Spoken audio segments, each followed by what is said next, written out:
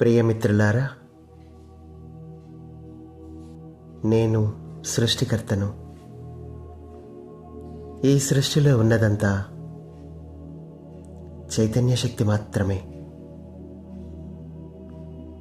దీని యొక్క పరిణామక్రమంలో భాగంగా ఈ విశ్వాలన్నీ ఏర్పడ్డాయి మరియు విస్తరించబడ్డాయి. ఇలా విస్తరించే క్రమంలో అసలు ఈ విశ్వాల యొక్క పుట్టుక ఎలా జరిగిందో తెలుసుకుందాం. మొదటగా శక్తి ఈ సృష్టి అంతా వ్యాపించి ఉంది. తర్వాత అది కాంతిగా మారింది. ఆ తరువాత ఆ కాంతి విశ్వాలుగాను గ్రహాలుగాను మారింది. ఇవన్నీ ఆ భగవత్ శక్తి నుంచి ఉద్భవించాయి కనుక అవి శక్తి క్షేత్రాలుగా పిలువబడుతున్నాయి. ఒక విశ్వము ఒక శక్తి క్షేత్రం అయినప్పుడు ఆ విశ్వం యొక్క చైతన్య స్థాయిలోనే ఆ విశ్వంలోని గ్రహాలన్నీ ఉంటాయి. ఆ విశ్వపు చైతన్య స్థాయిలోని శక్తి మాత్రమే ఆ విశ్వంలోని జీవరాశికి అందుతూ ఉంటుంది. తద్వారా వారు చైతన్య పరిణామం చెందుతూ ఉంటారు.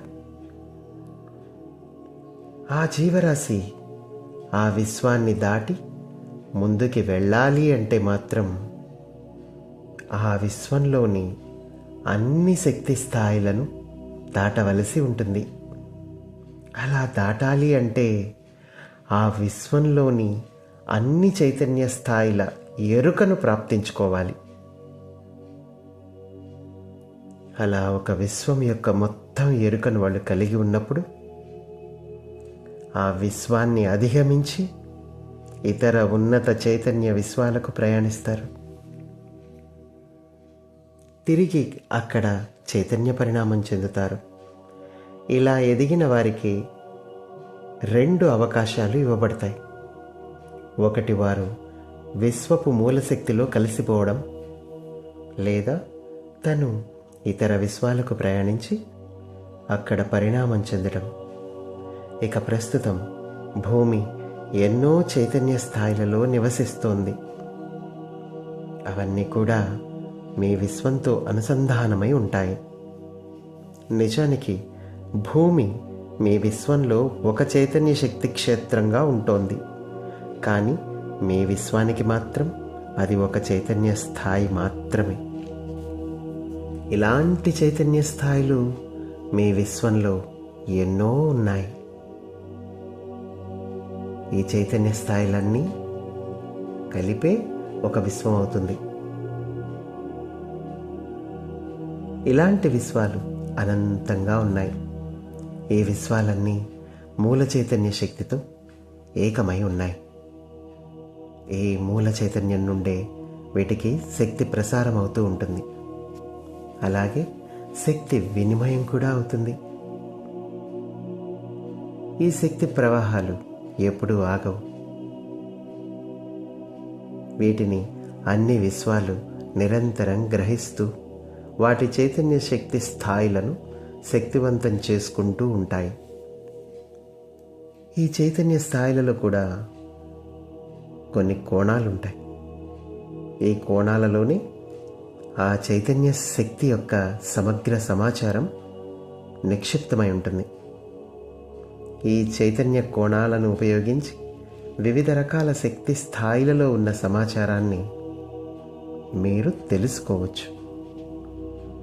ఈ చైతన్య కోణాల సమగ్ర రూపమే ఆ చైతన్య స్థాయి అని చెప్పవచ్చు. ఈ శక్తి కోణాలలోని సమాచారం స్వీకరించాలి అంటే మాత్రం మీ ఆత్మశక్తిని మీరు జాగృతం చేసుకోవాలి. తద్వారా మీ ఆత్మశక్తితో ఆ కోణాలకు అనుసంధానమై ఆ సమాచారాన్ని మీలోకి గ్రహించవచ్చు. ఇదంతా మీరు మీ ఆత్మశక్తిని ఎరుకలోనికి తెచ్చుకున్నప్పుడు మాత్రమే సాధ్యపడుతుంది. అప్పుడే మీరు ఆ చైతన్య కోణాలలోని సమగ్ర సమాచారం మీకు తెలుస్తుంది. దీని వలన ఆత్మ ఎదుగుదల అనేది సంభవిస్తుంది. ఈ ఎదుగుదల వలన ఇంకా ఇంకా సరికొత్త సమాచారాన్ని తెలుసుకుంటూ మీ ఆత్మ ఉన్నతిని పొందుతూ ఉంటుంది. దీనినే ఆత్మ ఎదుగుదల అంటాము. ఈ ఎదుగుదల ఎరుక ద్వారా మాత్రమే వస్తుంది. ఎరుక పెరిగితే ఆత్మోన్నతి పెరుగుతూ ఉంటుంది. అప్పుడే పరిపూర్ణత ప్రాప్తిస్తుంది. అంటే దానర్థం అన్ని శక్తి స్థాయిల్లోని సమగ్ర సమాచారాన్ని ఆ ఆత్మ గ్రహించింది అని అర్థం. ఆ శక్తి స్థాయిలో ఇక తెలుసుకోవాల్సింది ఏమీ లేదు అని అర్థం. అలా జరిగినప్పుడు ఆ పూర్ణాత్మ వేరే శక్తి స్థాయిలను వెతుక్కుంటూ వెళ్తుంది. అక్కడ కూడా సమగ్ర సమాచారాన్ని పొంది అక్కడ శక్తి స్థాయిని కూడా దాటి వెళ్ళవచ్చు. ఇది ఇలా జరుగుతూనే ఉంటుంది. ఈ విశ్వాలలో ఉండే జీవుల ప్రధాన లక్ష్యం ఇదే. ఈ లక్ష్య సాధన కోసమే జీవులు మనుగడ సాగిస్తూ ఉన్నాయి. ప్రతి జీవి ఈ లక్ష్యాన్ని చేరుకోవలసిందే. ఇదే ఆత్మ యొక్క ప్రయాణం. ఇదే ఈ సృష్టిలో ఉన్న రహస్యం.